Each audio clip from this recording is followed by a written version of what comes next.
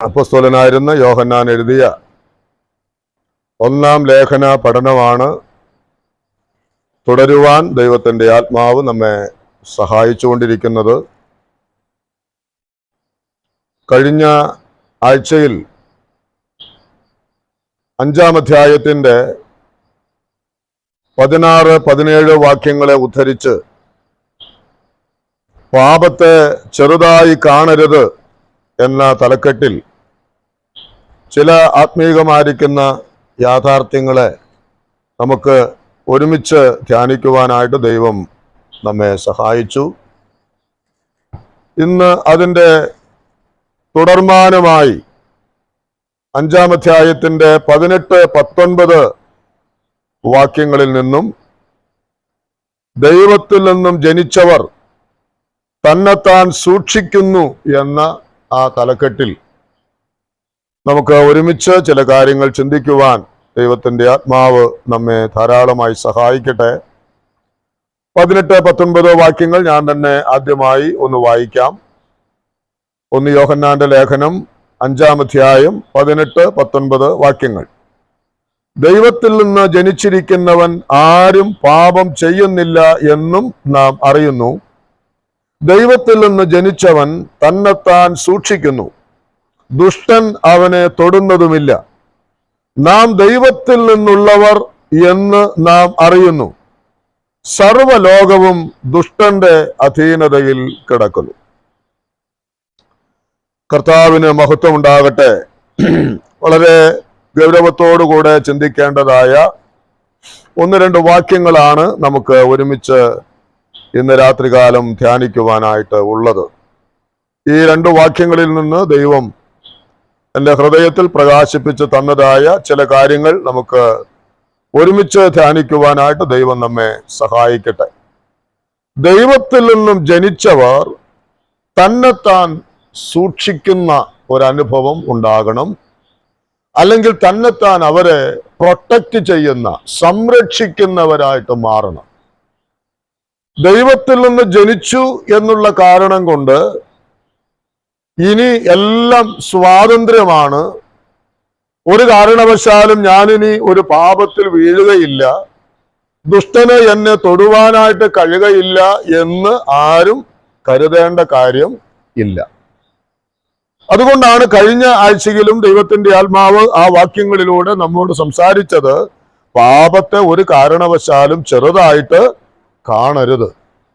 അപ്പോൾ ഇന്ന് നാം ഈ വാക്യങ്ങളുടെ അടിസ്ഥാനത്തിൽ ദൈവത്തിൽ നിന്നും ജനിച്ചവർ തന്നെത്താൻ സൂക്ഷിക്കണം, തന്നെത്താൻ അവരെ തന്നെ പ്രൊട്ടക്റ്റ് ചെയ്യണം എന്ന തലക്കെട്ടിൽ ചില കാര്യങ്ങൾ നമുക്ക് ഒരുമിച്ച് ധ്യാനിക്കാം. ഒന്നാമതായിട്ട് നാം കാണാൻ പോകുന്നത്, അവിടെ നാം വായിച്ചതുപോലെ നമ്മെ സംബന്ധിച്ച് അവിടെ വായിക്കുന്ന വാക്കുകൾ, നാം ദൈവത്തിൽ നിന്ന് ജനിച്ചിരിക്കുന്നവരാണ്. അതുപോലെ 18-ാം വാക്യത്തിന്റെ ഒടുവിലേക്ക് വരുമ്പോൾ നാം 19-ാം വാക്യത്തിന്റെ ആരംഭത്തിൽ നാം ദൈവത്തിൽ നിന്നുള്ളവർ എന്ന് നാം അറിയുന്നു. അപ്പോ അതിനെ ചുരുക്കി നമുക്ക് ഇങ്ങനെ പറയാം, നാം ഓരോരുത്തരും ദൈവത്തിൽ നിന്നും ജനിച്ചതിനാൽ ദൈവത്തിനുള്ളവരായി തീർന്നവരാണ്. ദൈവത്തിൽ നിന്നും ജനിച്ചതിനാൽ ദൈവത്തിനുള്ളവരായി തീർന്നവരാണ് നാം ഓരോരുത്തരും. അർത്ഥാൽ നമ്മുടെ ജീവിതത്തിന്റെ കർത്തൃത്വം നാം ആരെ ഏൽപ്പിച്ചിരിക്കുന്നു? നമ്മുടെ കർത്താവിനെ നാം ഏൽപ്പിച്ചിരിക്കുന്നു. ഈ പദപ്രയോഗത്തെ കുറിച്ച് 3-ാം അധ്യായത്തിന്റെ ആ പഠനത്തിൽ നമ്മൾ വിശദമായി ചിന്തിച്ചതുകൊണ്ട് ഞാൻ അത് വീണ്ടും ആവർത്തിക്കുവാനായിട്ട് താല്പര്യപ്പെടുന്നില്ല. ആരാണ് ദൈവത്തിൽ നിന്നും ജനിച്ചിരിക്കുന്നവർ ആരാണെന്നും അതിന്റെ അർത്ഥം എന്താണെന്നും ഒക്കെ നമ്മൾ വിശദമായി ചിന്തിച്ചതാണ്. എന്നാൽ ഇവിടെ ദൈവാത്മാവ് നമ്മെ തന്നെ സൂക്ഷിക്കുവാൻ ആവശ്യമുണ്ട് എന്ന് പറയുമ്പോൾ അതിന്റെ കാരണങ്ങളിൽ ഒന്നാമത്തെ കാരണമായിട്ടാണ് ഇവിടെ പറയുന്നത്, നാം ദൈവത്തിൽ നിന്നും ജനിച്ചതിനാൽ നാം ദൈവത്തിനുള്ളവരായി തീർന്നവരാണ്. അതുകൊണ്ട് നാം എന്ത് ചെയ്യണം? നമ്മെ തന്നെ സൂക്ഷിക്കുവാൻ വളരെ ആവശ്യം ഉള്ളവരാണ്. നമ്മുടെ ജീവിതത്തെ നാം കർത്താവിന്റെ കരങ്ങളിലേക്ക് എറിഞ്ഞു കൊടുത്തവരാണ്. കർത്താവിന്റെ ആ കർത്തൃത്വം നമ്മൾ അംഗീകരിച്ചവരാണ്. 1 കൊരിന്ത്യർ ലേഖനം 6-ാം അധ്യായം അതിന്റെ 19-ാമത്തെ വാക്യത്തിൽ നമ്മൾ വായിക്കുന്നത്, നിങ്ങൾ ദൈവത്തിന്റെ മന്ദിരമാകുന്നുവെന്നും ദൈവത്തിന്റെ ആത്മാവ് നിങ്ങളിൽ വസിക്കുന്നുവെന്നും നിങ്ങൾ അറിയുന്നില്ലയോ? അതുകൊണ്ട് നിങ്ങൾ താന്താങ്ങൾക്കുള്ളവരല്ല.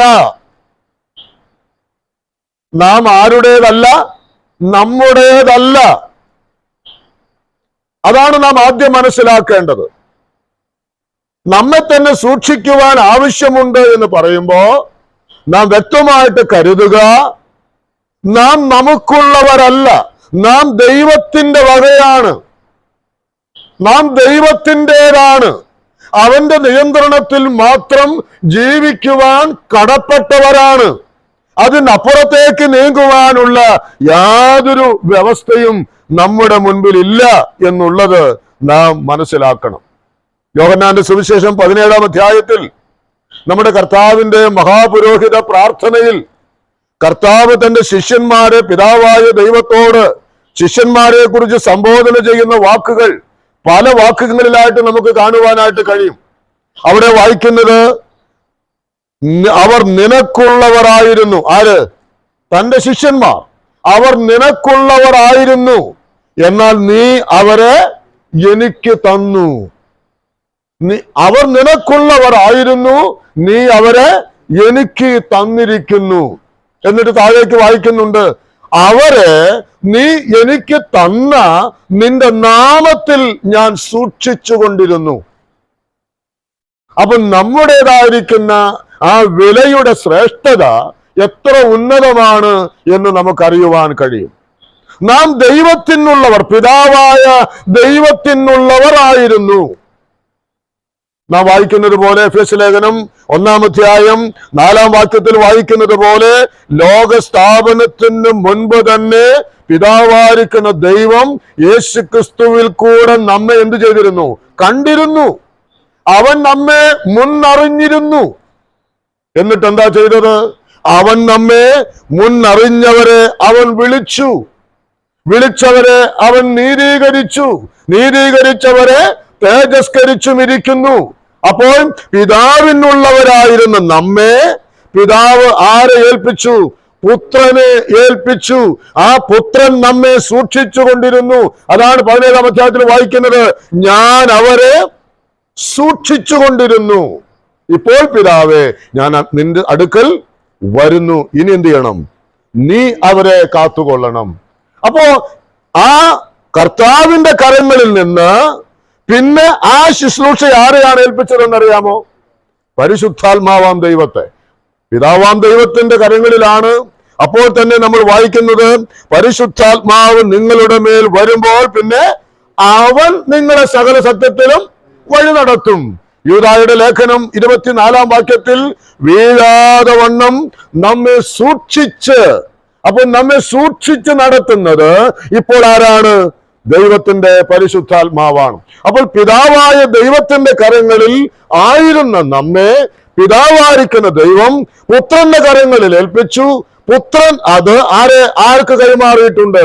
പരിശുദ്ധാത്മാവാം ദൈവത്തിന്. ആർക്കാൽ നാം ഇന്ന് ത്രിയേക ദൈവത്താൽ സംരക്ഷിക്കപ്പെടുന്നവരാണ്. ആ ത്രിയേക ദൈവത്തിന്റെ വകയാണ് നാം എന്നുള്ള കാര്യം ഒന്നാമത് നമ്മുടെ ഹൃദയത്തിൽ പതിയണം. നാം ലോകക്കാരല്ല, നാം ലോകത്തിന്റെ മക്കളല്ല, നാം ദൈവത്തിന്റെ വകയാണ്, ദൈവത്തിന്റെ മാത്രം വകയാണ്. അപ്പൊ ഈ 2 വാക്യങ്ങളിലെ പഠനത്തിൽ ആദ്യം നമ്മൾ കരുതുക, നാം ദൈവത്തിൽ നിന്നും ജനിച്ചതിനാൽ നാം ദൈവത്തിനുള്ളവരാണ്, നാം ദൈവത്തിന്റെ സ്വന്തമാണ്.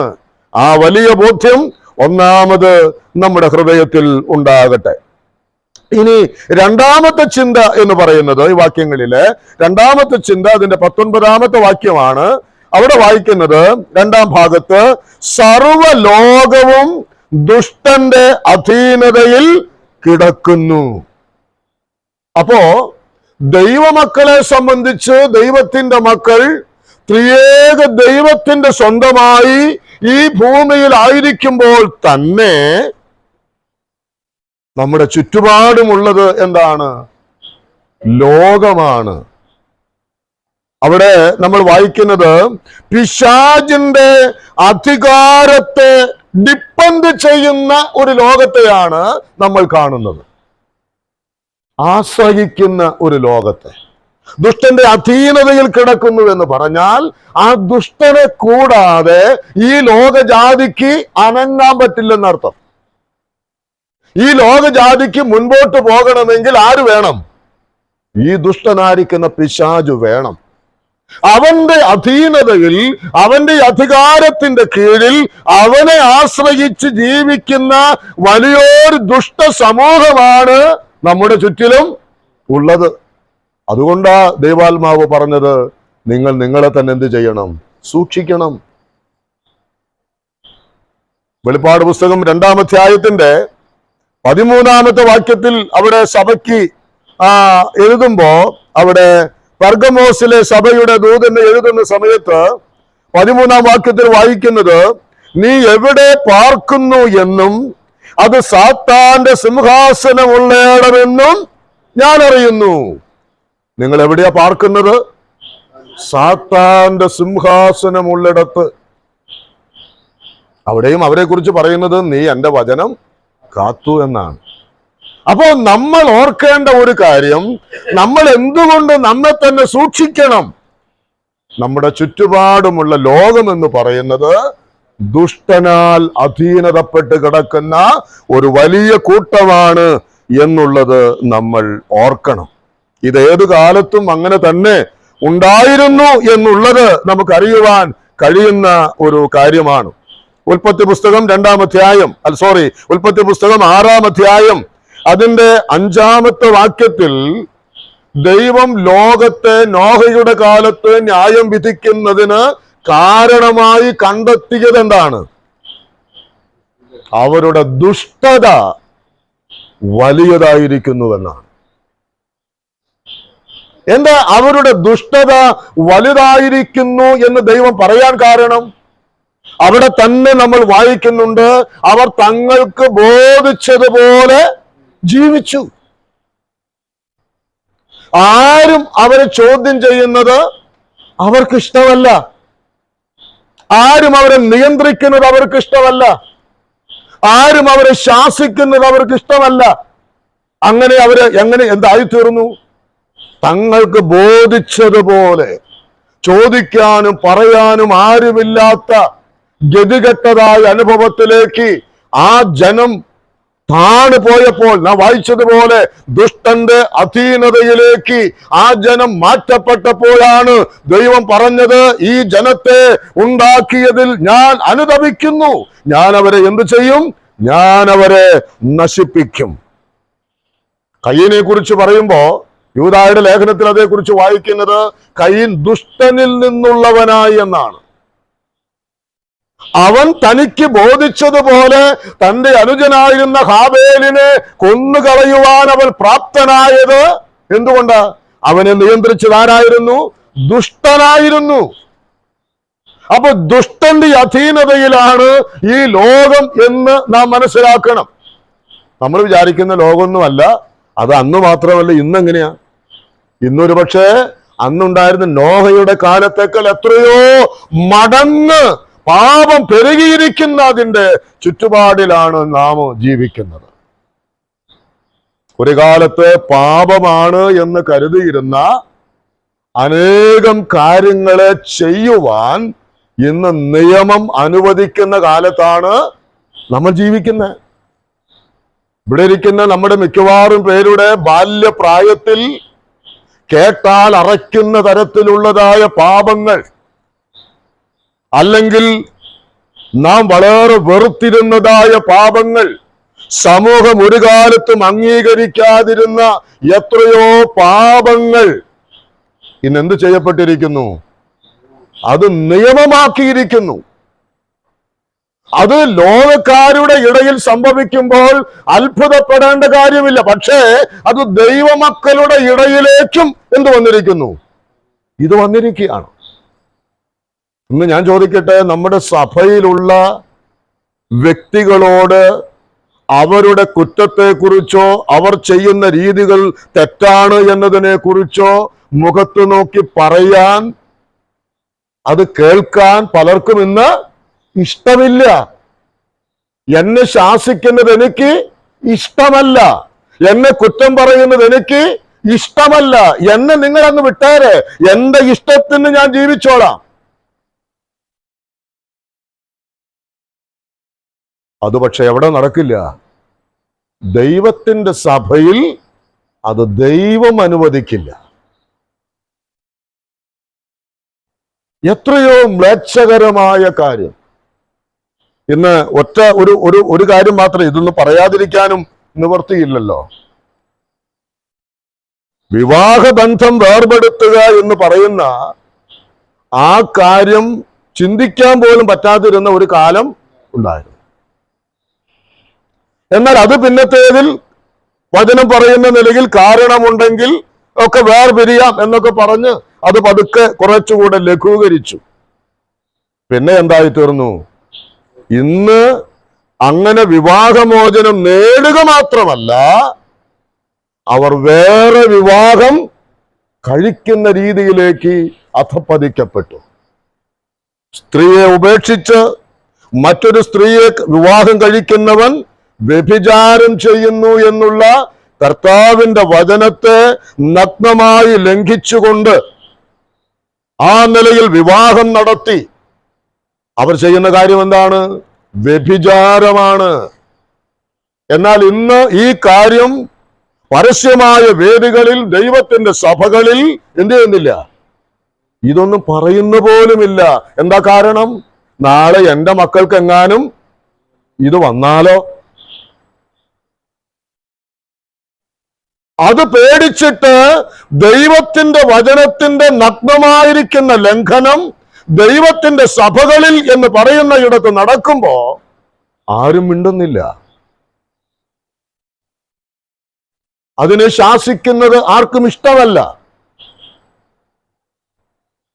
ചില സഹോദരന്മാർ, ചിലർ ഈ കഴിഞ്ഞ ഇടയ്ക്ക് പറഞ്ഞ ഒരു കാര്യം, ചില സഭകളിലൊക്കെ നമ്മെ വിളിച്ചാൽ, ശുശ്രൂഷകന്മാരെ വിളിച്ചാൽ മുൻപ് തന്നെ അവരോട് പറയും, ഇന്ന കാര്യങ്ങളൊന്നും ഇവിടെ പറയണ്ട,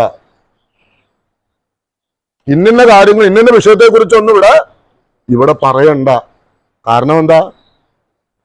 അതവിടെ പ്രശ്നമാകും, അതവിടെ തൊടും, അതവരെ സ്പർശിക്കും. അപ്പോൾ അങ്ങനെയുള്ള കാര്യമൊന്നും കേൾക്കാനോ അതിനെക്കുറിച്ചുള്ള ശാസന കേൾക്കാനോ ഇഷ്ടപ്പെടാത്തവരായി നമ്മുടെ സ്ഥലം, സഭകളും മാറിയിരിക്കുന്നു.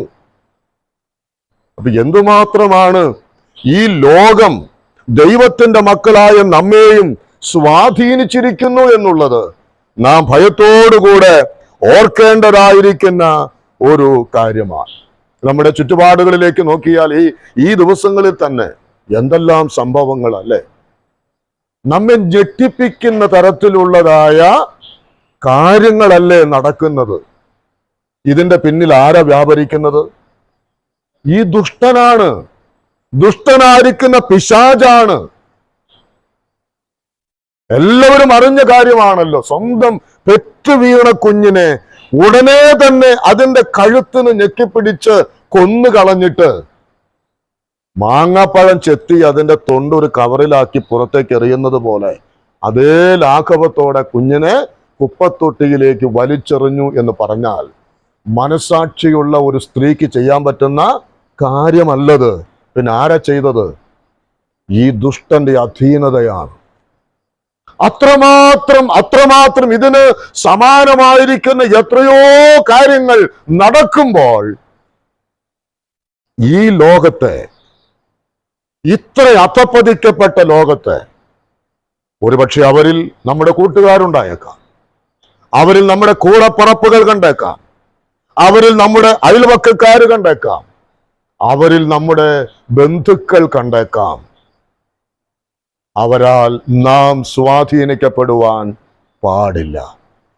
നാം നമ്മെ തന്നെ സൂക്ഷിക്കണം. കാരണം നമ്മുടെ ചുറ്റുപാടുകൾ ഇരുട്ട് നിറഞ്ഞിരിക്കുകയാണ്, ഇരുളാണ് എങ്ങും. അതുകൊണ്ട് ദൈവമക്കളെ, നാം നമ്മെ തന്നെ വളരെ സൂക്ഷിക്കണം. അതുകൊണ്ട് ദൈവത്തിന്റെ മക്കളായിരിക്കുന്ന നാം എനിക്ക് ബോധിച്ചതുപോലെ ജീവിക്കാമെന്ന് ആരും കരുതണ്ട. ഒരാളും അങ്ങനെ ഹൃദയത്തിൽ കരുതണ്ട. എന്നോട് ആരും ഒന്നും ചോദിക്കാൻ പാടില്ല, എന്നോട് ആരും ഒന്നും പറയാൻ പാടില്ല, ഞാൻ വേണമെങ്കിൽ വന്നോളാം പൊക്കോളാം. ഈ ആറ്റിറ്റ്യൂഡ്, ഈ മനോഭാവം ഒരൊറ്റ ദൈവമക്കളിലും, അത് ദൈവത്തിൽ നിന്ന് ജനിച്ചവനിൽ ആറ്റിറ്റ്യൂഡ് ഉണ്ടാകാൻ സാധ്യത കുറവാണ്, ഉണ്ടാകാൻ സാധ്യതയില്ല. എന്നാൽ ഏതെങ്കിലും കാരണവശാൽ സ്വന്തം കാര്യങ്ങളുടെ നിലനിൽപ്പിന് വേണ്ടി പ്രിയപ്പെട്ടവരെ ഇങ്ങനെയുള്ള ഒരു ആറ്റിറ്റ്യൂഡ് എടുക്കാൻ പാടില്ല. അത് ദൈവവചനത്തിന് വിരുദ്ധമാണ് എന്നുള്ളത് നാം ഓർക്കണം. ദുഷ്ടനെ ദുഷ്ടനായി തന്നെ നാം കാണണം.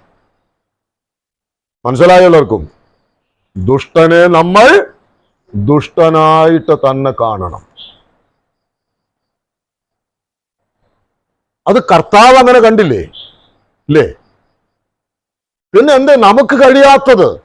നാം എന്തിനാ ഈ ദുഷ്ടനുമായിട്ട്, ഈ പിശാചുമായിട്ട്, അവന്റെ കാര്യങ്ങൾക്ക് വേണ്ടി നാം എന്തിനാണ് ദൈവമക്കളായ നാം നമ്മെ ഏൽപ്പിച്ചു കൊടുക്കുന്നത്? ദുഷ്ടനെ ദുഷ്ടനായിട്ട് കാണണം. അവൻ ചെയ്യുന്ന ദുഷ്ടതയെ ദുഷ്ടതയായിട്ട് തന്നെ നാം കാണണം. ഇന്നത്തേതിൽ താഴേക്ക് വരുമ്പോ ഞാൻ അത് വിശദീകരിക്കാൻ താല്പര്യപ്പെടുന്നു. അപ്പോൾ ഒന്നാമത്, നാം ദൈവത്തിൽ നിന്നും ജനിച്ചതിനാൽ ദൈവത്തിനുള്ളവരാണ്, അതുകൊണ്ട് തന്നെ താൻ സൂക്ഷിക്കണം. 2, സർവലോകവും ദുഷ്ടന്റെ അധീനതയിൽ കിടക്കുന്നത് കൊണ്ട് നാം നമ്മെ തന്നെ സൂക്ഷിക്കണം. മൂന്നാമത്തേത്, നാം അവിടെ വായിച്ചതുപോലെ ദൈവത്തിൽ നിന്നും ജനിച്ചവൻ തന്നെത്താൻ സൂക്ഷിക്കുന്നു, തന്നെത്താൻ അവനെ പ്രൊട്ടക്ട് ചെയ്യുന്നു, സംരക്ഷിക്കുന്നു. ഒരു ഉദാഹരണം നമുക്ക് ഏവർക്കും അറിയാവുന്ന ഒരു വേദഭാഗത്തിലേക്ക് പോകാം. ഒറ്റ വാക്ക് മാത്രമാണ്. ഉൽപ്പത്തി പുസ്തകം 39-ാം അധ്യായത്തിന്റെ 9-ാമത്തെ വാക്യം ഒന്ന് വായിക്കാമോ? ഉൽപ്പത്തി 39-ാം അധ്യായത്തിന്റെ 9-ാമത്തെ വാക്യം.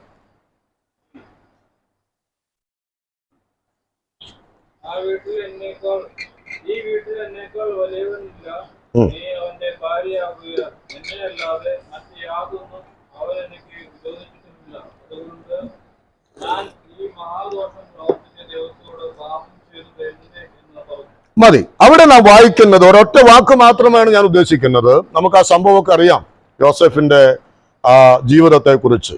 അവിടെ ഒരു വാക്ക് പറഞ്ഞത്, നിന്നയല്ലാതെ മറ്റൊന്നും ഈ വീട്ടിൽ എനിക്ക് എന്ത് ചെയ്തിട്ടില്ല, വിരോധിച്ചിട്ടില്ല. യോസെഫിന് ആ വീട്ടിൽ, അവിടെ ഇംഗ്ലീഷ് വായിക്കുമ്പോൾ അറിയാം, എല്ലാം പോത്തിഫർ അല്ലേ, പോത്തിഫറിന് എന്തെല്ലാം അവകാശം അവിടെയുണ്ട് അതെല്ലാം ആർക്കുണ്ട്? ഇവനുണ്ട്. എല്ലാറ്റിന്റെ മേലും അവന് തുല്യ പങ്കാളിത്തമുണ്ട്. ഒന്നിലില്ല. എന്താണ്? അതാരിലാണ്? പോത്തിഫറിന്റെ ഭാര്യയിൽ. അത് എനിക്ക് വിരോധിച്ചിരിക്കുന്നു. അപ്പൊ നാം ഇവിടെ ഓർക്കേണ്ട ഒരു കാര്യം, എത്ര സ്വാതന്ത്ര്യമുണ്ട് എന്ന് പറയുന്ന ഇടത്തും ചില കാര്യങ്ങൾ എന്ത് ചെയ്തിട്ടുണ്ട്? നമുക്ക് വിരോധിച്ചിട്ടുണ്ട്. ഇതെല്ലാവരും മനസ്സിലാക്കണം കേട്ടോ. നമ്മുടെ ഈ വചനം കേൾക്കുന്ന എല്ലാവരും മനസ്സിലാക്കണം. നമുക്ക് എല്ലായിടത്തും ഞാനൊരു ദൈവ പൈതലാണ് എന്നതുകൊണ്ട് എല്ലായിടത്തും എന്തില്ല? സ്വാതന്ത്ര്യമില്ല. യോസേഫ് അവിടെ പറയുകയാണ്, എനിക്ക് ഈ കാര്യം വിരോധിച്ചിരിക്കുകയാണ്. അത് മാത്രം എന്നെ എന്റെ യജമാനൻ വിരോധിച്ചിട്ടുണ്ട്. എനിക്കത് ചെയ്യാൻ പാടില്ല. അത് ഞാൻ ചെയ്താൽ എന്താണെന്നാണ്? മഹാപാതകമാണ് ഞാൻ ചെയ്യുന്നത്.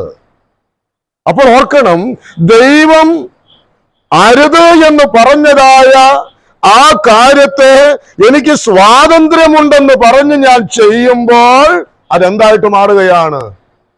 മഹാപാതകമായി അത് മാറുകയാണ്. അതുകൊണ്ട് വിരോധിച്ചിരിക്കുന്ന കാര്യം, അത് സ്വന്തം വീട്ടിലായാലും മറ്റ് വീടുകളിൽ നമുക്ക് സ്വാതന്ത്ര്യമുണ്ടാകാം, മറ്റ് പലയിടങ്ങളിലും നമുക്ക് വലിയ സ്വാതന്ത്ര്യം, നമ്മോടുള്ള സ്നേഹത്തെ പ്രതിയോ നമ്മുടെ സ്വാധീനത്തെ പ്രതിയോ ഒരുപക്ഷെ പലർക്കും പലയിടങ്ങളിൽ നല്ല സ്വാതന്ത്ര്യങ്ങൾ ഉണ്ടായേക്കാം. പക്ഷേ എന്തു ചെയ്യണം? അവിടെയും വിരോധിച്ചിട്ടുള്ള കാര്യങ്ങൾ ഉണ്ടെന്ന് നാം മനസ്സിലാക്കണം. അതാ തന്നെത്താൻ സൂക്ഷിക്കുക എന്ന് പറഞ്ഞാൽ. അല്ലെങ്കിൽ എന്ത് ചെയ്യപ്പെടും? വിരോധിച്ചിരിക്കുന്നത് എന്താണെന്ന് അറിയാതെ അമിതമായ സ്വാതന്ത്ര്യം എടുത്താൽ അവിടെ എന്ത് പറ്റും? അവിടെ വീഴ്ച പറ്റും. ഗലാത്യ ലേഖനത്തിലെ ഒരു വാക്യം ഒന്ന് വായിക്കാം. അതിന്റെ 5-ാം അധ്യായം 13-ാം വാക്യം ഒന്ന് വായിച്ചേ. 5-ാം അധ്യായം 13-ാമത്തെ വാക്യം.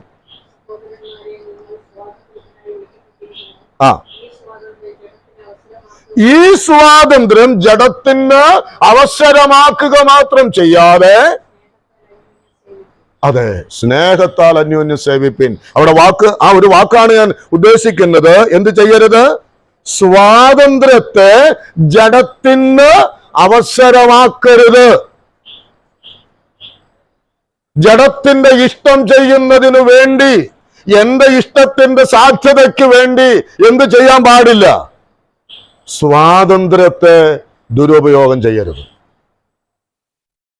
ആദം ഹൗവ ദമ്പതികൾക്ക് സംഭവിച്ച പരാജയം എന്താ? അവർക്ക് സ്വാതന്ത്ര്യം ഉണ്ടായിരുന്നു എവിടെ? ഏദൻ തോട്ടത്തിൽ. പക്ഷെ ഒരു കാര്യം അവിടെ ഉപരോധിച്ചിട്ടുണ്ടായിരുന്നു, അല്ലെങ്കിൽ ദൈവം അരുതെന്ന് പറഞ്ഞിരുന്നു. എന്താണ്? തോട്ടത്തിന്റെ നടുവിൽ നിൽക്കുന്ന വൃക്ഷത്തിന്റെ ഫലം തിന്നരുത്. പക്ഷെ എന്താ സംഭവിച്ചത്? അവിടെ ആ സ്വാതന്ത്ര്യത്തെ ജഡത്തിന്റെ മോഹങ്ങൾക്ക്, ഹൗവ എന്താണ് അവിടെ പറയുന്നത്? കാൺമാൻ ഭംഗിയും തിന്മാൻ രുചിയും, അല്ലെ, പിന്നെ ജ്ഞാനം പ്രാപിക്കുവാൻ കാമ്യവുമെന്ന് കണ്ടു. ഇവിടെ നേരത്തെ തിന്നിട്ടുണ്ടോ? അത് ഇല്ല. അത് അവളുടെ ഹൃദയത്തിലേക്കുണ്ടായതായ മോഹമാണ്. അവിടെ ദൈവം അരുതെന്ന് പറഞ്ഞിരുന്നതായ ആ കാര്യത്തെ അവരുടെ സ്വാതന്ത്ര്യത്തെ ഉപയോഗിച്ച് എന്തു ചെയ്തു? ആ സ്വാതന്ത്ര്യത്തെ ജഡത്തിന്റെ മോഹം നിവർത്തിക്കാനുള്ള അവസരമായിട്ട് മാറി.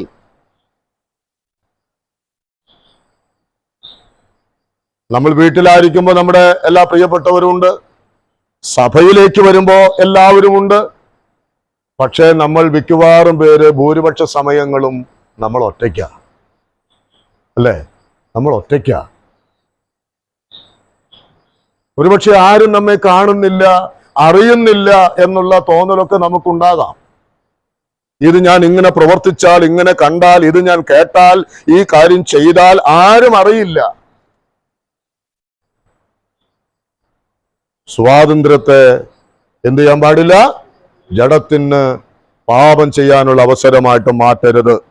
1 പത്രോസിന്റെ ലേഖനം 2-ാം അധ്യായം 16-ാമത്തെ വാക്യം ഒന്ന് വായിക്കാം. 1 പത്രോസ് 2-ാം അധ്യായം അതിന്റെ 16-ാമത്തെ വാക്യം.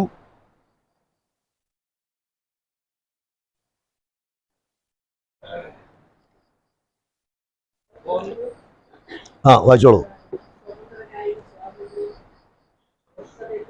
സ്വാതന്ത്ര്യം ദുഷ്ടതയ്ക്ക് മറയാക്കാതെ ദൈവത്തിന്റെ ദാസന്മാരായും നടപ്പാൻ ശ്രമിക്കുക. ഇതാണ് സ്വാതന്ത്ര്യം. എന്തിനു മറയാക്കരുത്? ദുഷ്ടത ചെയ്യാൻ മറയാക്കരുത്. ഞാൻ ദൈവത്തിന്റെ ദാസനാ, അതുകൊണ്ട് എനിക്ക് സ്വാതന്ത്ര്യമുണ്ട്. അതുകൊണ്ട് ഞാൻ എന്ത് ചെയ്താലും ആരും ചോദിക്കാനില്ല, എന്നോട് ആരോട്ട് ചോദിക്കുകയും വേണ്ട എന്നുള്ള നിലപാട് ആരെടുക്കാൻ പാടില്ലെന്ന്. ദൈവത്തിന്റെ ദാസന്മാർ, ദൈവത്തിന്റെ മക്കൾ അങ്ങനെയുള്ള ഒരു ആറ്റിറ്റ്യൂഡ്, ഒരു സ്വഭാവം അവർക്ക് ഉണ്ടാകരുത്. അപ്പോൾ നാം മനസ്സിലാക്കണം, നമുക്ക് എന്തുമാത്രം സ്വാതന്ത്ര്യത്തിലേക്കാണ് ദൈവം നമ്മെ കൊണ്ടുവന്നിട്ടുള്ളത് എന്ന് പറഞ്ഞാലും നമുക്ക് വിരോധിച്ചിട്ടുള്ളതായ ചില കാര്യങ്ങളുണ്ട് എന്ന തികഞ്ഞ ബോധ്യം നമുക്കുണ്ടാകണം. യോസേഫിനുണ്ടായിരുന്ന ബോധ്യം അതായിരുന്നു. ഈ വീട്ടിൽ എനിക്ക് എല്ലാറ്റിന്റെ മേലും പങ്കുണ്ട്, പക്ഷേ നിന്റെ ഭാര്യയെ, പോത്തിഫാറിന്റെ ഭാര്യയെ എനിക്ക് നിരോധിച്ചിട്ടുണ്ട്, അതെനിക്ക് വേണ്ട. അപ്പോൾ ദൈവമക്കളെ, നാം നമ്മുടെ ഹൃദയങ്ങളിൽ കരുതുക, ദൈവം നമുക്ക് വെച്ചിരിക്കുന്ന ഒരു പരിധിയുണ്ട്. നമുക്ക് അനുവദിച്ചിരിക്കുന്ന കാര്യങ്ങളുണ്ട്. അതിനപ്പുറത്തേക്ക് നമ്മുടെ ചിന്തകളെ, നമ്മുടെ ഹൃദയത്തെ, നമ്മുടെ പ്രവൃത്തികളെ അതിര് ലംഘിക്കുവാൻ അനുവദിക്കരുത്. നമുക്ക് ലഭിച്ച സ്വാതന്ത്ര്യത്തെ ദുരുപയോഗം ചെയ്യരുത്, ജഡത്തിന് അവസരമാക്കരുത്, ദുഷ്ടതയ്ക്ക് മറയാക്കരുത് എന്ന കാര്യം വ്യക്തമായി ഓർമ്മപ്പെടുത്തട്ടെ. നാം നമ്മെ തന്നെ സൂക്ഷിക്കുക. ഇത് എത്രത്തോളം പ്രാധാന്യം അർഹിക്കുന്ന, അതായത് ഈ ദുഷ്ടന്റെ കയ്യിൽ അല്ലെങ്കിൽ ദുഷ്ടൻ നമ്മെ തൊടാതെ വണ്ണം നമ്മെ തന്നെത്താൻ സൂക്ഷിക്കണം എന്നുള്ളത് എത്ര പ്രാധാന്യമുള്ള വിഷയമാണ് എന്ന് നാം തിരിച്ചറിയണം. മത്തായിയുടെ സുവിശേഷം 6-ാം അധ്യായം 13-ാമത്തെ വാക്യത്തിൽ നമ്മുടെ കർത്താവ് തന്റെ ശിഷ്യന്മാരെ പ്രാർത്ഥിക്കാൻ പഠിപ്പിക്കുന്ന സമയത്ത് ഒരു വാക്ക്, അതിന്റെ ഒടുവിലത്തെ പ്രാർത്ഥനാ വാചകം ഇങ്ങനെയാണ്: ദുഷ്ടങ്കൽ നിന്ന് ഞങ്ങളെ വിടുവിക്കണം. ദുഷ്ടനിൽ നിന്ന് ഞങ്ങളെ വിടുവിക്കണം എന്ന് നിങ്ങൾ എന്ത് ചെയ്യണം? നിങ്ങൾ പ്രാർത്ഥിക്കണം. അപ്പോൾ ഇത് പ്രാധാന്യമുള്ള കാര്യമാണോ? കർത്താവ് തന്നെ പറഞ്ഞു തന്റെ ശിഷ്യന്മാരെ പഠിപ്പിക്കുന്ന കാര്യമാണ്. ഇനി തന്റെ ആ മഹാപുരോഹിത പ്രാർത്ഥനയിൽ 17-ാം അധ്യായത്തിന്റെ 12-ാമത്തെ വാക്യത്തിൽ നമ്മൾ എന്താ വായിക്കല്ല, അതിന്റെ 15-ാമത്തെ വാക്യത്തിൽ, യോഹന്നാൻ 17-ന്റെ 15-ാമത്തെ വാക്യത്തിൽ കർത്താവ് പിതാവിനോട് പ്രാർത്ഥിക്കുന്ന കാര്യം എന്താണ്? ഞാനോ നിന്റെ അടുക്കലേക്ക് വരുന്നു, ഞാൻ ലൗകികനല്ലാത്തതുപോലെ ഇവരും ലൗകികന്മാരല്ല, ഇവരെ ഞാൻ ഈ ലോകത്തിൽ ആക്കി വെക്കുന്നു. എന്നിട്ട് പ്രാർത്ഥിക്കുകയാണ്, ദുഷ്ടന്റെ കയ്യിൽ അകപ്പെടാതെ വണ്ണം അവരെ കാത്തുകൊള്ളണം എന്നാകുന്നു എന്റെ അപേക്ഷ. അപ്പോൾ ഈ കാര്യം പ്രാധാന്യമുള്ള കാര്യമാണോ? ദുഷ്ടൻ നമ്മെ തൊടാതിരിക്കാൻ തക്കവണ്ണം, ദുഷ്ടങ്കിൽ നിന്ന് നമ്മെ വിടുവിപ്പാൻ തക്കവണ്ണം, ദുഷ്ടന്റെ കയ്യിൽ നമ്മൾ അകപ്പെട്ട് പോകാതിരിക്കുവാൻ തക്കവണ്ണം നമ്മൾ ദൈവസന്നിധിയിൽ പ്രാർത്ഥിക്കണം. കർത്താവ് നമുക്ക് വേണ്ടി ഇന്നും ആ പ്രാർത്ഥന അവിടെ നടത്തിക്കൊണ്ടിരിക്കുകയാണ്. എന്റെ പ്രിയപ്പെട്ടവരെ, നാമും അന്യോന്യം പ്രാർത്ഥിക്കുമ്പോൾ ഈ കാര്യം നമ്മുടെ പ്രാർത്ഥനയിൽ ഉൾപ്പെടുത്തണം. നമുക്ക് ജോലി വേണം, പണം വേണം, ആരോഗ്യം വേണം, സൗഖ്യം വേണം, ഇതെല്ലാം ആവശ്യമാണ്. എന്നാൽ ഇതെല്ലാം ഉണ്ടായിട്ടും ദുഷ്ടന്റെ കരത്തിലാണ് നാമെങ്കിൽ, നമ്മുടെ മക്കളെങ്കിൽ എന്ത് പ്രയോജനം എന്ന് നാം ചിന്തിക്കണം.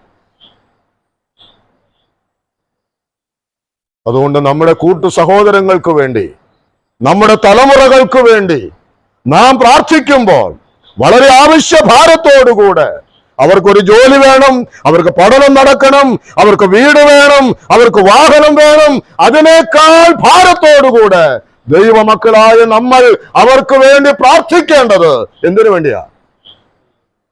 ദുഷ്ടന്റെ കയ്യിൽ അകപ്പെടാതിരിക്കാൻ വേണ്ടി പ്രാർത്ഥിക്കണം. ഇതൊന്നും കിട്ടിയില്ലെങ്കിലും സാരമില്ല. ഇത്തിരി ദാരിദ്ര്യമോ, പട്ടിണിയോ, സാമ്പത്തികമായ ഭാരമോ, ശാരീരികമായ രോഗങ്ങളോ സംഭവിക്കട്ടെ, അത് സാരമില്ല, അത് പരിഹരിക്കാവുന്നതേ ഉള്ളൂ. പക്ഷേ പാപത്തിൽ വീണാൽ, ദുഷ്ടന്റെ കയ്യിൽ അധീനനായി മാറിയാൽ അത് മഹാദുരന്തമാണ്. ദൈവമക്കളെ സംബന്ധിച്ച് ഒരു രോഗം വരുന്നത് ദുരന്തമൊന്നുമല്ല. നാം കേട്ടോ, ഛത്തീസ്ഗഡിൽ വേല ചെയ്ത ദൈവദാസനും കുടുംബവും ഇന്നലെ അപകടത്തിൽപ്പെട്ടു. 3 മാസം മാത്രം പ്രായമുള്ള ആ കുഞ്ഞ് മരിച്ചു. അത് അവരെ സംബന്ധിച്ച് വേദനാജനകമാണ്. പക്ഷേ അതിനേക്കാൾ ഭയാനകമാണ് വേലയ്ക്കായി വേർതിരിഞ്ഞു പോയ ഒരു വ്യക്തി നോർത്ത് ഇന്ത്യയിൽ ചെന്നിട്ട് അവൻ പാപത്തിൽ വീണു എന്ന് പറഞ്ഞാൽ അത് എത്രയോ ഭയാനകമാണ്. അപ്പോൾ ഏതാ വലുത്? ഏതാ ദുഃഖകരം? ദുഷ്ടന്റെ കയ്യിൽ അകപ്പെടാതെ വണ്ണം നാം അന്യോന്യം പ്രാർത്ഥിക്കണം. ഞാൻ ഈ വേദഭാഗങ്ങളൊക്കെ കഴിഞ്ഞ നാളുകളിൽ വായിക്കുകയും ധ്യാനിക്കുകയും ചെയ്തതിനു ശേഷം നമ്മെ ഓർത്ത് പ്രാർത്ഥിക്കുമ്പോ ഈ ഒരു വാക്ക് ചേർത്ത് പ്രാർത്ഥിക്കാതെ പോകയില്ല ഞാൻ.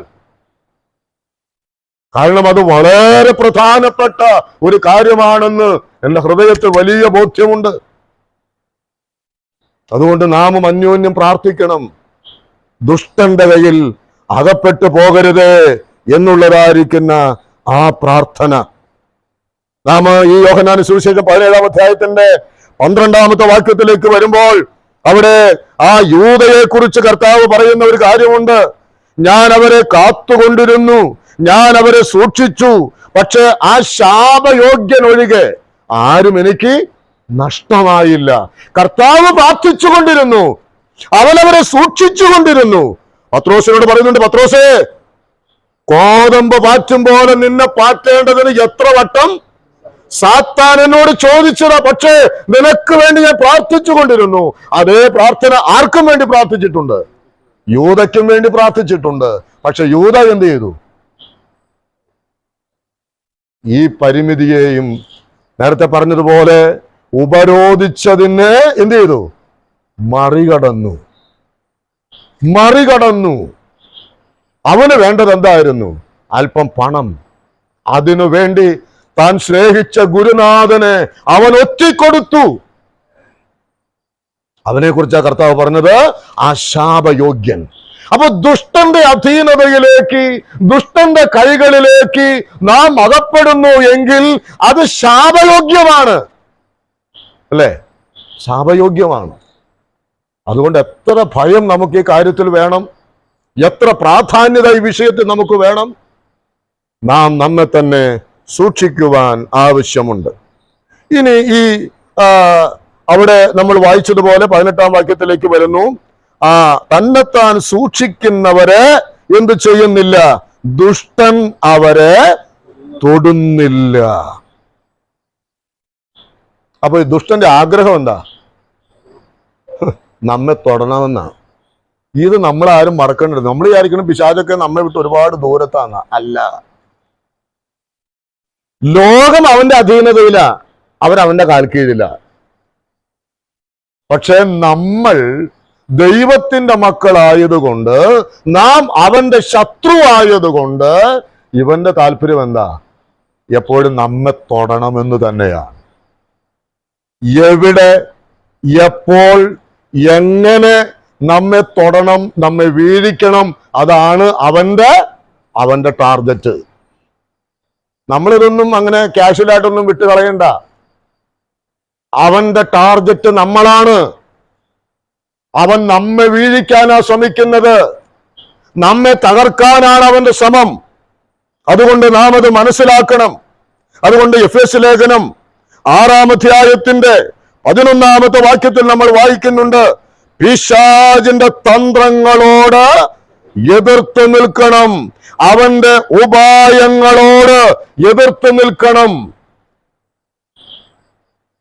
അവന്റെ സ്കീമുകൾ, സ്കീം എന്നാണ് ഇംഗ്ലീഷ് വാക്ക്, പിശാച് കൊണ്ടുവരുന്ന സ്കീമുകൾ. ഈ പിശാചിന് നമ്മുടെ വീക്ക്നെസ് നന്നായിട്ട് അറിയാം. എന്റെ വീക്ക്നെസ് എവിടെയാ? പണം കാണുമ്പോഴാണോ, അതോ കൺമോഹമാണോ, അതോ ജഡമോഹമാണോ, അതോ കസേരയാണോ? എന്താണ് എൻ്റെ ഇഷ്ടമെന്നുള്ളത് അവൻ എന്ത് ചെയ്യും? ആരാഞ്ഞറിയും.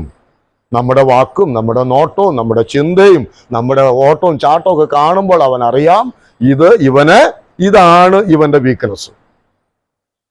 അപ്പോ പിശാച് എന്താ ചെയ്യണമെന്നറിയാമോ? ആദ്യം അതൊക്കെ ഒന്ന് ശ്രമിച്ചു നോക്കും. അപ്പൊ നമ്മൾ പറയെന്താ? ഓ വേണ്ട. ഇപ്പൊ ബിനുസോരൻ പറഞ്ഞ പോലെ ചില ഓഫറുകൾ മുമ്പിലേക്ക് വെക്കും. ഇന്നത് നിങ്ങൾ ചെയ്താൽ ഇന്നത് ഞങ്ങൾ ചെയ്യാം, അതുവരെ ഞങ്ങൾക്ക് ഇതിൻ്റെ ഒന്നും ആവശ്യമില്ല എന്ന് പറയും. പക്ഷേ കുറച്ച് കഴിയുമ്പോഴും ഈ കമ്പനിക്കാർക്ക് അറിയാം, ഇവന് എവിടെയോ ഒരു ചെറിയ വീക്ക്നെസ് ഈ കാര്യത്തില് ഉണ്ട്. അപ്പോൾ എന്ത് ചെയ്യും? ഒരു സ്കീമായിട്ട് ഇങ്ങോട്ട് വരും. ഒരു സ്കീം, അതൊന്നും വിശദീകരിക്കാൻ ഇവിടെ സമയമില്ലല്ലോ. ഒരുപാട് സ്കീമുകളുമായിട്ട് ഇങ്ങോട്ട് വരും. ആ സ്കീം വരുന്ന സമയത്ത് യാക്കോബിന്റെ ലേഖനത്തിൽ 1-ാം അധ്യായം 14-ാം വാക്യത്തിൽ വായിക്കുമ്പോ അവിടെ വായിക്കുന്നത്, ഓരോരുത്തൻ ആകർഷിക്കപ്പെടുന്നത് സ്വന്തം മോഹത്താലാണ്. എന്റെ ഉള്ളിൽ ഈ കാര്യം ചെയ്യണമെന്നുള്ള ഒരു മോഹം ജനിക്കുന്ന സമയത്ത് ഇതാ സ്കീമായിട്ട് ആര് വരും? പിശാച് വരും. അവൻ മുമ്പിലുണ്ടാവും. അപ്പൊ നമ്മൾ വിചാരിക്കണം എന്തത് ദൈവത്തിന്റെ നടത്തിപ്പാന്ന, ഇത് ദൈവത്തിന്റെ ഹിതമാണെന്ന. എന്താ സത്യത്തിൽ? എന്താ? എന്റെ മോഹമാണ്, അവിടെ വായിക്കുന്നത് പോലെ സ്വന്തം മോഹത്താൽ ആകർഷിച്ച് വശീകരിക്കപ്പെടുന്നു. അതിന് ആ ഒരു മലയാള തർജ്ജമ എങ്ങനെയാണ്? ആശ കാണിച്ച് നമ്മെ മോഹിപ്പിക്കുന്നു എന്നാണ്. ആശ കാണിച്ച് നമ്മെ എന്ത് ചെയ്യും? മോഹിപ്പിക്കുകയാണ്. ഇതിന്റെ പുറകെ പോയ എന്തെങ്കിലും കാര്യം നടക്കും, ഇത് നല്ല കാര്യമാണ്, ഇത് കുഴപ്പമില്ലാത്ത കാര്യമാണ് എന്ന് വചനലംഘനമാണെന്നറിഞ്ഞാലും, ഇത് പാപമാണ്, തെറ്റാണെന്നറിഞ്ഞാലും അതിലേക്ക് എന്തൊക്കെയോ ചില നടത്തിപ്പുകൾ കാണുമ്പോ ഇത് ദൈവത്തിന്റെ വഴിയാണെന്ന് തെറ്റിദ്ധരിക്കുകയാണ്. സത്യത്തിൽ പിശാച് നിന്റെ മുമ്പിൽ ഇട്ടിരിക്കുന്ന ചൂണ്ട. എല്ലാ മീനും എല്ലാ അരയൊന്നും തിന്നില്ല. ഓരോരോ മീനെ പിടിക്കണമെങ്കിൽ അതാതിന്റെ അരയിട്ട് കൊടുക്കണം. എന്നെ പിടിക്കാൻ ഏത് ഇര വേണ്ടതെന്ന് ആർക്കറിയാം? പിശാചിനറിയാം, നമ്മെ ഓരോരുത്തരെ അറിയാം. അതുകൊണ്ട് പിശാചിങ് ഇട്ടുതരുന്നതായ ആകർഷണ വലയത്തിലേക്ക് പോകണ്ട. കാണാൻ ഭംഗി നോക്കി, ജ്ഞാനം പ്രാപിപ്പാൻ കാമ്യമെന്ന് കണ്ട് ദൈവം നിരോധിച്ചതിന്റെ പിന്നാലെ നീ പോകണ്ട. അത് പോയാൽ പിശാചിന്റെ തന്ത്രങ്ങളിൽ നീ എന്ത് ചെയ്യപ്പെടും? നീ കുടുങ്ങപ്പെടും എന്നുള്ളത് നമ്മൾ മനസ്സിലാക്കണം. ഇവിടെ വായിച്ചതുപോലെ ആ പിശാചിന്റെ തന്ത്രങ്ങൾ, അവന്റെ ഉപായത്താൽ നമ്മിലുണ്ടാകുന്ന ആ മോഹം, അത് യാക്കോബ് അവിടെ താഴെ വായിക്കുന്നത്, ആ മോഹം ആദ്യം എന്ത് ചെയ്യും? അത് ഗർഭം ധരിക്കും. പിന്നെ ഗർഭം ധരിച്ചാൽ ഓട്ടോമാറ്റിക്കായിട്ട് അത് വളർന്ന് അത് പാപമായിട്ട് മാറും. പാപം അതിന്റെ മൂർധന്യാവസ്ഥയിൽ എത്തുമ്പോൾ എന്ത് സംഭവിക്കും? അത് മരണമായിട്ട് മാറും. ആദ്യം എന്തേ ഉണ്ടായുള്ളൂ? ചെറിയൊരു താല്പര്യം, ചെറിയൊരു മോഹം, ഒരു ചെറിയ മോഹം. പക്ഷേ ആ മോഹത്തെ മുളയിലേ തന്നെ എന്ത് ചെയ്യണം? അങ്ങ് കിള്ളിക്കളഞ്ഞേക്കണം. മോഹങ്ങളൊക്കെ നമുക്ക് വരാം. നമ്മൾ അങ്ങനെയുള്ള ലോകത്താണ് ജീവിക്കുന്നത്. അതുകൊണ്ടാണല്ലോ കൺമോഹം, ജഡമോഹം, ലോകസ്നേഹം ഇതൊക്കെ ഉണ്ടാകുമെന്ന് പറഞ്ഞിട്ടുള്ളത്. അതുകൊണ്ടാണല്ലോ. അതൊക്കെ ഉണ്ട്, മോഹമൊക്കെ നമ്മിൽ വരാം. എന്നാൽ ആ മോഹത്തിന് കർത്താവേ, ഈ മോഹം അനുസരിക്കേണ്ട കാര്യം എനിക്കില്ല, എനിക്കിപ്പോൾ ഉള്ളതിൽ ഞാൻ സംതൃപ്തനാ, ഇത് പറയാൻ പറ്റുമോ? എനിക്കിപ്പോൾ ഉള്ളതിൽ ഞാൻ തൃപ്തനാണെന്ന്. അതുകൊണ്ട് ദൈവം തരുന്ന വഴിയല്ലാതെ പിശാച് എന്റെ മുൻപിൽ കൊണ്ടുവന്നിട്ട് തരുന്ന ആ ചൂണ്ടയിൽ ഞാൻ കൊത്തില്ല, എനിക്കത് വേണ്ട. അതാ തന്നെത്താൻ സൂക്ഷിക്കുക എന്ന് പറഞ്ഞു. അതിന് അപ്പോസ്തലനായ പൗലോസ് തന്നെ എഫേസ്യ ലേഖനത്തിൽ അതിന്റെ 11ാമത്തെ വാക്യം മുതൽ താഴേക്ക് വായിക്കുന്നത്, എതിർത്ത് നിൽക്കണം. തന്നെത്താൻ സൂക്ഷിക്കുക എന്ന് പറഞ്ഞാൽ അതിന്റെ ഒരാശയം അതാണ്. എന്ത് ചെയ്യണം? എതിർത്ത് നിൽക്കണം. എങ്ങനെയാണ് എതിർത്ത് നിൽക്കേണ്ടത്? അവിടെ വായിക്കുന്നുണ്ട്, ദൈവത്തിന്റെ സർവായുധ വർഗം ധരിച്ചു വേണം എതിർക്കാൻ. എന്റെ കഴിവുകൊണ്ടൊന്നും എനിക്ക് പാപം ചെയ്യാതിരിക്കാൻ പറ്റില്ല. എന്റെ മിടുക്കൊണ്ട് പാപം ചെയ്യാതിരിക്കാൻ പറ്റില്ല. എന്റെ കഴിവുകൊണ്ട് നമുക്ക് അന്യോന്യം സൂക്ഷിക്കാൻ കഴിയില്ല. നമുക്ക് നമ്മുടെ മക്കളെ സൂക്ഷിക്കുന്നതിന് പരിമിതിയുണ്ട്. പക്ഷെ ആര് സൂക്ഷിക്കണം? ദൈവം സൂക്ഷിക്കണം. ദൈവം സൂക്ഷിക്കണമെങ്കിൽ എന്തു ചെയ്യണം? നാം ആ ദൈവം വെച്ചിരിക്കുന്ന സർവായുധ വർഗം എടുത്ത് നമ്മൾ ധരിക്കണം. അതിന്റെ 6ാം അധ്യായത്തിൽ എഫേസ്യർ 6:14 മുതലുള്ള വാക്യങ്ങളിൽ നമ്മൾ വായിക്കുന്നുണ്ട്, സത്യം, നീതി, ഒരുക്കം, പിന്നെ വിശ്വാസം, അതുപോലെ രക്ഷ, അതുപോലെ ദൈവവചനം, പ്രാർത്ഥന. ഈ ആയുധങ്ങൾ, ദൈവത്തിന്റെ ഈ സർവായുധ വർഗങ്ങൾ നമ്മൾ എന്ത് ചെയ്യണം? ധരിക്കണം. ഇതൊന്നും ഇല്ലാണ്ട് പിശാചിന്റെ മുമ്പിലേക്ക് ഓടി ചെന്ന് പോ പിശാച് എന്ന് പറഞ്ഞാലും പിശാച് പോകില്ല. ജീവിതത്തിൽ സത്യമുണ്ടെങ്കിൽ, ജീവിതത്തിൽ നീതിയുണ്ടെങ്കിൽ, ജീവിതത്തിൽ ഒരുക്കമുണ്ടെങ്കിൽ, ജീവിതത്തിൽ വിശ്വാസമുണ്ടെങ്കിൽ, ജീവിതത്തിൽ ദൈവവചനമുണ്ടെങ്കിൽ, ജീവിതത്തിൽ രക്ഷയുടെ അനുഭവത്തിൽ നിൽക്കുന്നുവെങ്കിൽ, ജീവിതത്തിൽ പ്രാർത്ഥനയുണ്ടെങ്കിൽ നിനക്ക് ആര് ജയിക്കാം? ഈ ദുഷ്ടൻ നിന്നെ തൊടില്ലെന്ന് അവിടെ വായിക്കുന്നൊരു പ്രയോഗമുണ്ടല്ലോ, ദുഷ്ടന്റെ തീ അമ്പുകൾ. തീയമ്പെന്ന് പറഞ്ഞ എന്താ അർത്ഥം? അത് നമ്മെ തൊട്ടാലൊന്നും കുഴപ്പമൊന്നുമുള്ളതൊന്നല്ല. തീയമ്പാണ്. വന്ന് പെട്ടാൽ കൊത്തിയ ഉടനെ എന്ത് സംഭവിക്കും? വെന്തുപോവും, കത്തിപ്പോവും, അത് നമ്മെ നശിപ്പിക്കും. അതുകൊണ്ട് ദൈവമക്കളെ, നാം നമ്മെ തന്നെ വളരെ സൂക്ഷിക്കുവാൻ ആവശ്യമുണ്ട്. നമ്മെ തൊടാൻ ദുഷ്ടനെ അനുവദിക്കരുത്. എത്രയോ പേരെയാണ് വചനത്തിൽ നമ്മൾ കാണുന്നത്, അല്ലെ? ഈ ദുഷ്ടൻ തൊട്ടവർ മോഹങ്ങളാൽ വശീകരിച്ച് ആകർഷിക്കപ്പെട്ടതിനാൽ ദുഷ്ടനാൽ തൊട്ട് നശിച്ചുപോയതായ എത്രയോ പേരെ ദൃഷ്ടാന്തമായി ദൈവം നമ്മുടെ മുമ്പിൽ വെച്ചിരിക്കുമ്പോ, എന്റെ പ്രിയപ്പെട്ടവരെ, നമുക്കൊന്ന് പറയാൻ കഴിയുമോ? കർത്താവേ, അങ്ങ് എനിക്ക് അനുവദിച്ചിരിക്കുന്നതിനപ്പുറത്ത് എനിക്കൊന്നും വേണ്ട. അതിനെത്ര വലിയവനാക്കുന്നതാകട്ടെ, എത്ര പ്രസിദ്ധനാക്കുന്നതാകട്ടെ, എത്ര ധനികനാക്കുന്നതാകട്ടെ, എനിക്ക് വേണ്ട കർത്താവേ. ആ മോഹമൊക്കെ അങ്ങ് മാറ്റിവെച്ചിട്ട് നാം വചനത്തിൽ വായിക്കുന്നത് പോലെ ദുഷ്ടങ്കൽ നിന്നും എന്നെ വിടുവിക്കണമേ കർത്താവേ. ദുഷ്ടന്റെ കയ്യിൽ അകപ്പെടാതെ വണ്ണം എന്നെ കാത്തുകൊള്ളണമേ എന്നുള്ള ആ വലിയ പ്രാർത്ഥന നമ്മുടെ ജീവിതത്തിൽ ഉണ്ടാകുവാൻ ദൈവത്തിന്റെ ആത്മാവ് നമ്മെ സഹായിക്കട്ടെ. ഒന്ന്, നാം കണ്ടു, നാം ദൈവത്തിൽ നിന്നും ജനിച്ചിരിക്കുന്നവരാണ്. രണ്ട്, നമ്മുടെ ചുറ്റുപാടുകൾ മുഴുവനും ദുഷ്ടന്റെ അധീനതയിൽ കിടക്കുന്നവരാണ്. ഈ കാരണങ്ങളാൽ നമ്മൾ ഓർക്കണം, നമ്മുടെ കർത്താവ് നമുക്ക് വേണ്ടി പ്രാർത്ഥിച്ചുകൊണ്ടിരിക്കുന്നു, ഇന്നും പ്രാർത്ഥിക്കുന്നു. അതുകൊണ്ട് നാം ഈ ശത്രുവിന്റെ വലയത്തിൽ പെട്ടുപോകാതെ വളരെ സൂക്ഷിക്കുക, വളരെ പ്രാർത്ഥിക്കുക. വീണ്ടും ഞാൻ ആവർത്തിക്കട്ടെ, നമുക്ക് വേണ്ടി, നമ്മുടെ തലമുറകൾക്ക് വേണ്ടി നാം ശക്തമായി പ്രാർത്ഥിക്കണം.